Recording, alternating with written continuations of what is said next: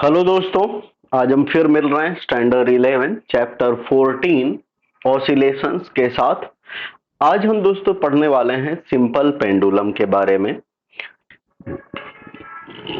Simple pendulum के बारे में हमने एक दो लेक्चर में पहले थोड़ा थोड़ा डिस्कस किया है। उसी का डेरिवेशन, टाइम पीरियड, ये हम चेक करेंगे यहाँ पर।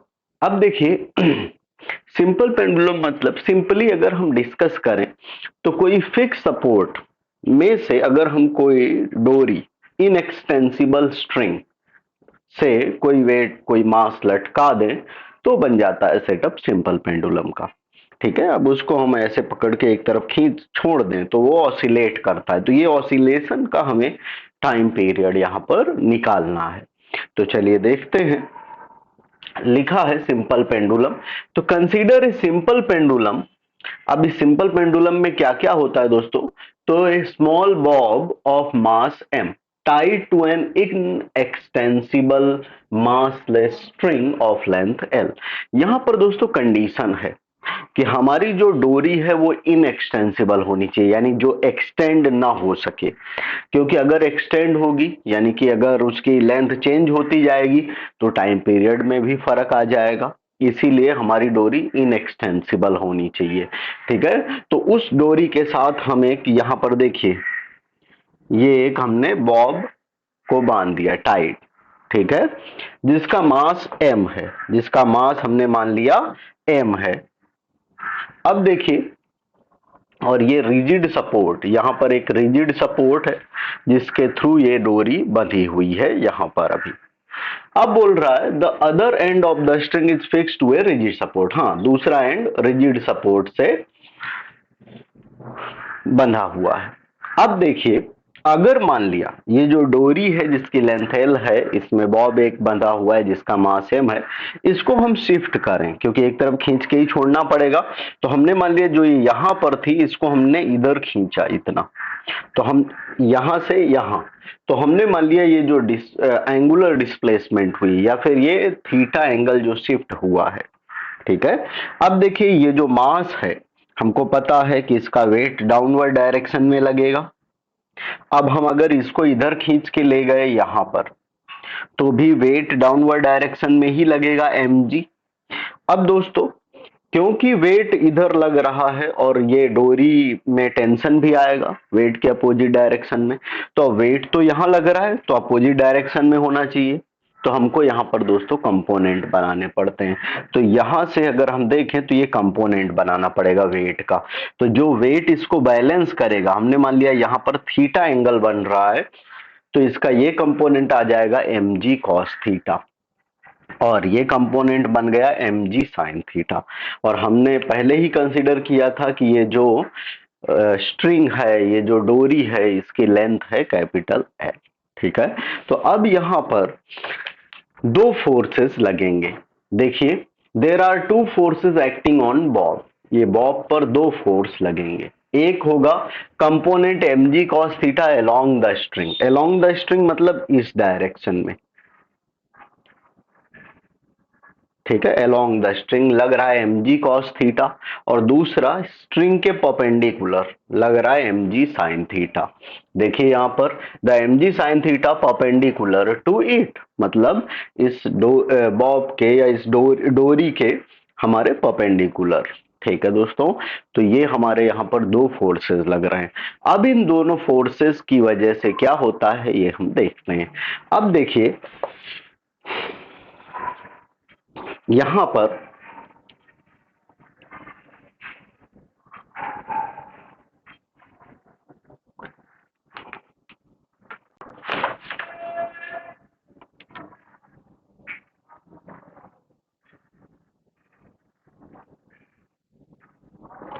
पर देखिए, अब होगा क्या दोस्तों कि ये डोरी, बॉब जो बंधा था उसको हमने इधर बांध के, मतलब सिंपल हम क्या करने वाले हैं, ये डोरी है इसको हम इधर खींच के छोड़ देंगे तो ऑसिलेट करेगा, उसके बाद थोड़ी देर बाद रुक जाएगा। अब यहां पर देखिए कि हमारी डोरी ये है, फोर्स इधर लग रहा है ये वाला, और ये फोर्स इधर लग रहा है, तो ये वाला सिर्फ अभी हमको इतना सेटअप देखना है, ये ऊपर वाला। तो एल लेंथ पर परपेंडिकुलर फोर्स लग रहा है, तो ये टॉर्क बनाएगा। हमने सीखा हुआ है कि अगर आर डिस्टेंस पर परपेंडिकुलरली फोर्स लगता है तो टॉर्क बनता है। डायग्राम अगर आपको बताऊं तो मान लिया ये ओरिजिन से आर डिस्टेंस पर परपेंडिकुलर डायरेक्शन में फोर्स अगर लगे तो वो टॉर्क बनाता है। तो यहां पर वही तो है, ये ओरिजिन अगर हम मान लें तो यहां से एल डिस्टेंस पर परपेंडिकुलर हुआ ये फोर्स, वेट यानी वेट फोर्स, तो एम जी साइन थीटा, तो ये टॉर्क बनाएगा। तो वही लिखा है दोस्तों, रिस्टोरिंग टॉर्क। तो क्या होता है टॉर्क का formula, torque tau equal to R F sine theta या आर एफ। तो आर क्या है यहाँ पर, लेंथ एल है, और एफ क्या है, तो एम जी साइन थीटा। तो क्या आ गया, tau equal to minus L M G sine theta. Minus क्यों, क्योंकि ये रिस्टोर करेगा, रिस्टोरिंग टॉर्क है इसलिए। ठीक है दोस्तों। अब दूसरा दूसरा दोस्तों, एक हमको पता है एक कंसेप्ट होता है इनर्शिया का, कि वो हमेशा अपनी पुरानी पोजीशन में आने की कोशिश करती है, यानी कि ये हमेशा ये कोशिश करेगी कि वापस इसी जगह पर आ जाए इक्विलिब्रियम पोजीशन में। तो यहाँ पर अकॉर्डिंग टू न्यूटन्स लॉ एक और टॉर्क लगता है जिसको कहते हैं हम रोटेशनल टॉर्क। ठीक है दोस्तों। तो यहाँ पर रोटेशनल टॉर्क क्या होगा, tau equal to I alpha. Chapter 4 में हमने पढ़ा था ये फॉर्मूला, सॉरी चैप्टर 7 में। ठीक है दोस्तों। तो यहां पर हमारे पास दो टॉर्क हैं, एक tau equal to M G L sine theta या L M G sine theta जो कहना चाहें, और दूसरा रोटेशनल टॉर्क है tau equal to I alpha. ठीक है। अब देखिए, अगर हम ये दोनों टॉर्क को इक्वल कर दें यानी इक्विलिब्रियम की बात करें, तो क्या हो जाएगा, I alpha equal to minus M G L sine theta. अच्छा, यहां पर अगर हम अल्फा को सब्जेक्ट बनाएं, अल्फा क्या है, तो एंगुलर एक्सिलरेशन, आई क्या है, तो मोमेंट ऑफ इनर्शिया। अगर हम अल्फा को सब्जेक्ट बनाएं तो क्या होगा, आई नीचे चला जाएगा, तो फॉर्मूला हुआ M G L by I sine theta. अब दोस्तों एक मैथ्स का कंसेप्ट है फॉर स्मॉल एंगल, अगर एंगल छोटा हो तो sine theta is nearly equal to theta.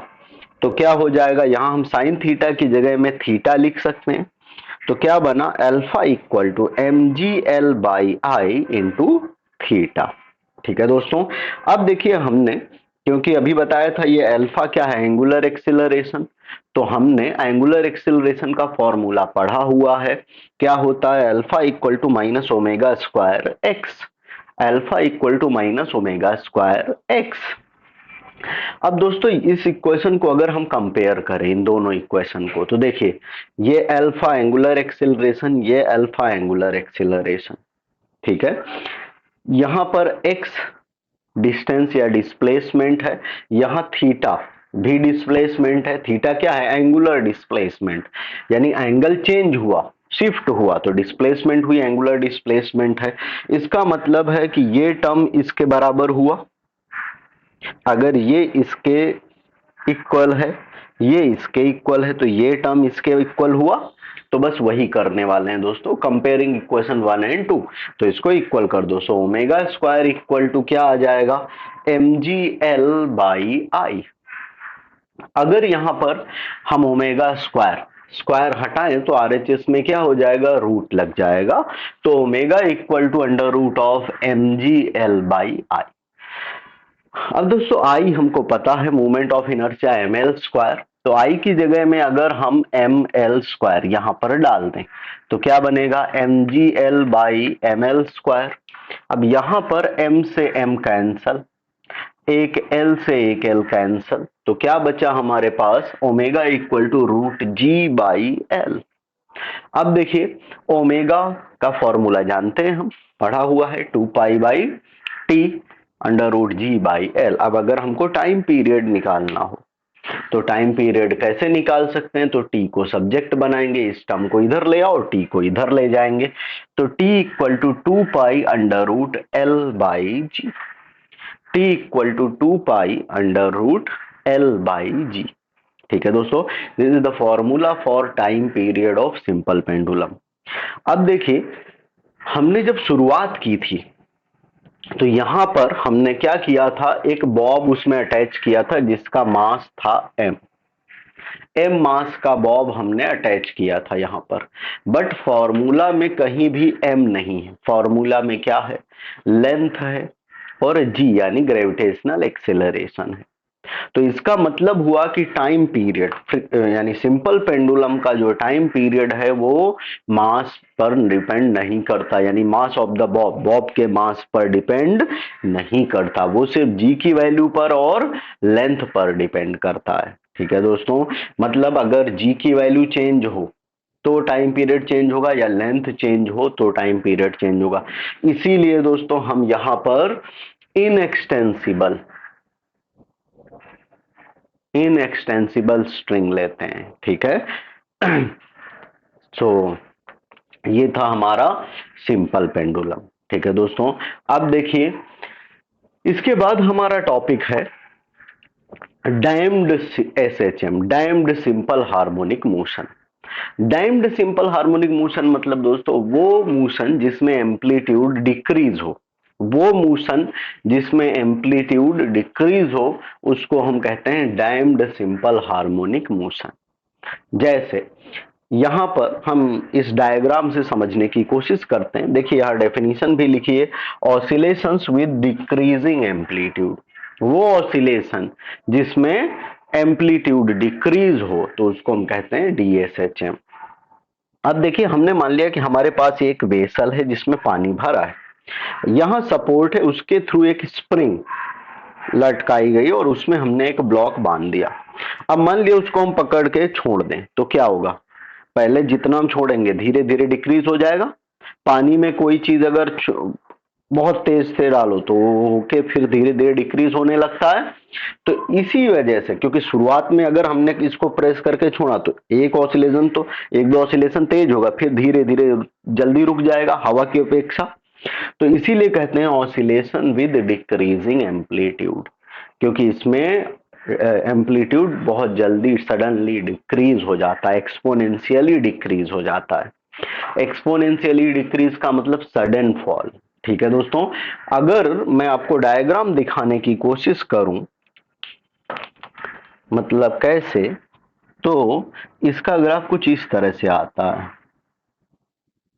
देखिए पहले कितना एम्पलीट्यूड था, ऊपर नीचे का इक्वली, ठीक, पहले कितना था, फिर देखो सडन फॉल आया।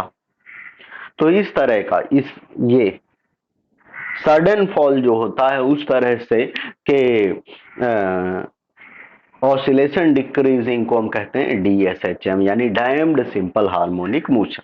अब दोस्तों इसके बारे में एक छोटा सा डेरिवेशन है जो देख लेते हैं। अब देखिए यहां पर दो तरह के फोर्स लगते हैं, एक स्प्रिंग बंधी हुई है इसलिए रिस्टोरिंग फोर्स लगेगा, दूसरा यहाँ ब्लॉक ये किसी फ्लूइड किसी लिक्विड के अंदर है या कोई ऐसे सेटअप के अंदर है, तो यहाँ एक फोर्स और लगता है जिसको हम कहते हैं डैम्पिंग फोर्स। क्या कहते हैं दोस्तों, डैम्पिंग फोर्स। तो देख लेते हैं, ये जो डैम्पिंग फोर्स है ये डायरेक्टली प्रोपोर्शनल होता है वेलोसिटी के। आइए देखते हैं यहाँ पर। सो लिखा है, देख लीजिए, damping force is directly proportional to velocity, यानी यहां पर वो फोर्स लग रहा है डैम्पिंग फोर्स, ये डायरेक्टली प्रोपोर्शनल है वेलोसिटी के। तो क्या हो जाएगा, F D proportional to V. ठीक है दोस्तों, अब अगर हम प्रोपोर्शनलिटी का साइन हटाएं तो एक कांस्टेंट आ जाएगा। तो ये फॉर्मूला बना हमारा F D equal to minus B V. Minus sign क्यों है, क्योंकि यहाँ पर वेलोसिटी डिक्रीज हो जाती है। तो F D equal to minus B V, यहां पर बी को कहते हैं दोस्तों डैम्पिंग कांस्टेंट। क्या कहते हैं, डैम्पिंग कांस्टेंट। ठीक है, अब दूसरा फोर्स भी यहां पर लग रहा है क्योंकि ये स्प्रिंग है और हमको पता है स्प्रिंग के केस में रिस्टोरिंग फोर्स लगता है, तो दूसरा फोर्स लग रहा है यहां पर रिस्टोरिंग फोर्स। क्या होता है वो, F equal to minus K X, F equal to minus K x.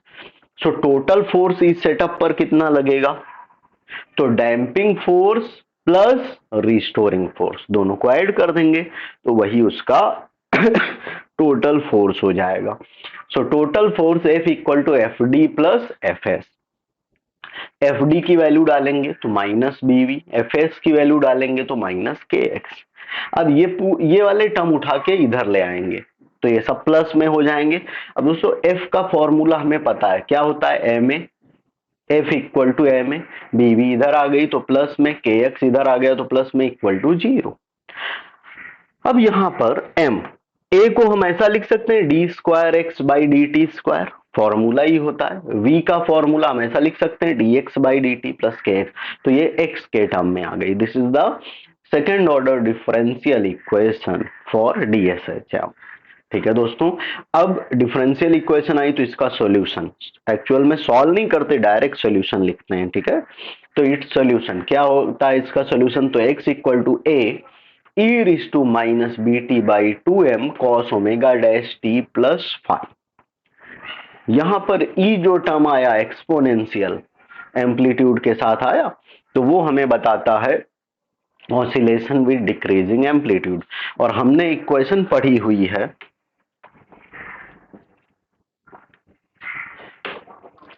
हमने इक्वेशन पढ़ी थी x equal to A cos omega T, यानी कॉस के पहले जो कुछ भी है वो एम्पलीट्यूड है। तो यहां पर देखिए ये कॉस वाला टर्म है तो उसके पहले जो कुछ भी है वो एम्पलीट्यूड।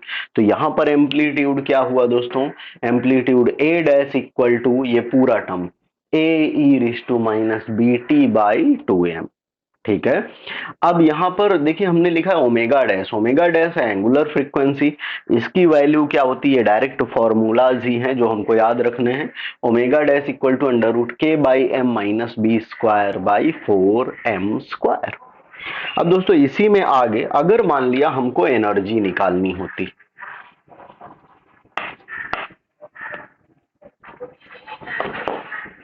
अगर हमको एनर्जी निकालनी होती तो कैसे करते, नाउ एनर्जी ऑफ डीएसएचएम, हमने एनर्जी का फॉर्मूला पढ़ा था 1/2 के ए स्क्वायर, हमने मान लिया यहां पर 1/2 के ए डैश स्क्वायर है। ठीक है, तो अब देखिए इसकी वैल्यू क्या हो जाएगी, ए डैश हमारे पास क्या है तो उसको सब्स्टिट्यूट करेंगे तो 1/2 के ए डैश स्क्वायर, यानी कि ए स्क्वायर यहां पर है ना ए डैश, तो इसकी वैल्यू डाल रहे हैं ए स्क्वायर, फिर E raise to minus B T by M, यहां पर भी स्क्वायर होगा तो ये 2 आ जाएगा, यहां 2 आएगा तो इस 2 से कैंसिल हो जाएगा, तो ये बन जाता है हमारा ए 1/2 के ए square E raise to minus B T by M. ठीक है दोस्तों, तो ये हमारी एनर्जी आ गई। अभी हम जो बात कर रहे थे ऑसिलेशन विद डिक्रीजिंग एम्पलीट्यूड, तो अगर मैं ग्राफ बनाऊं टाइम वर्सेस डिस्प्लेसमेंट, ये हमारी डिस्प्लेसमेंट है और इधर टाइम, तो इसका ग्राफ दोस्तों इस तरह से आता है।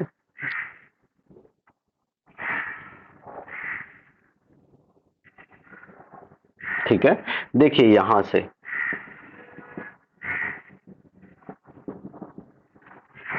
सडन जो फॉल है, ये जो डिक्रीज है, इसको एक्सपोनेंशियल डिक्रीज कहते हैं, इसीलिए इसका नाम है ऑसिलेशंस विद डिक्रीजिंग एम्पलीट्यूड, यानी डीएसएचएम, डैम्ड सिंपल हार्मोनिक मोशन। ठीक है दोस्तों, अब देखिए यहां पर एक क्वेश्चन है जिसको हम सॉल्व करते हैं। एग्जाम्पल नंबर 14.9, यहां ऐसा कहला है what is the length of simple pendulum which ticks second. Example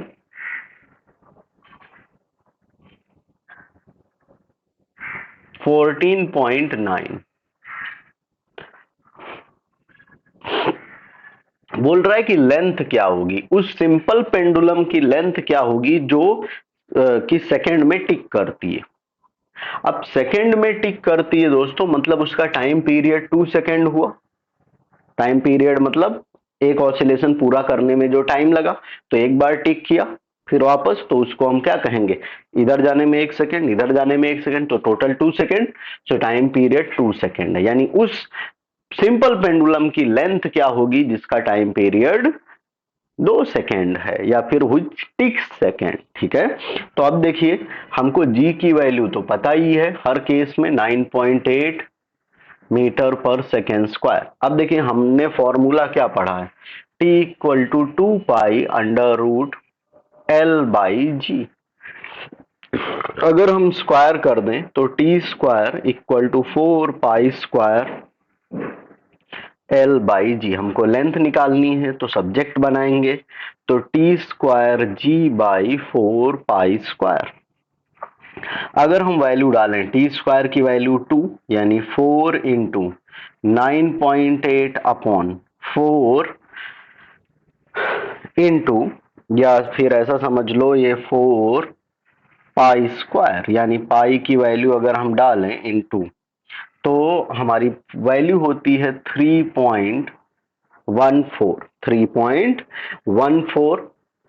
तो ये अगर हम लिखें तो ये हो जाएगा 4 पाई स्क्वायर, यानी 3.14 का स्क्वायर।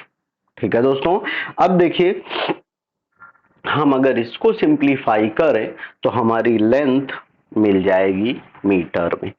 ठीक है, तो ये हमको कर लेना, ये होमवर्क है आपके लिए कि इसकी लेंथ फाइंड करना।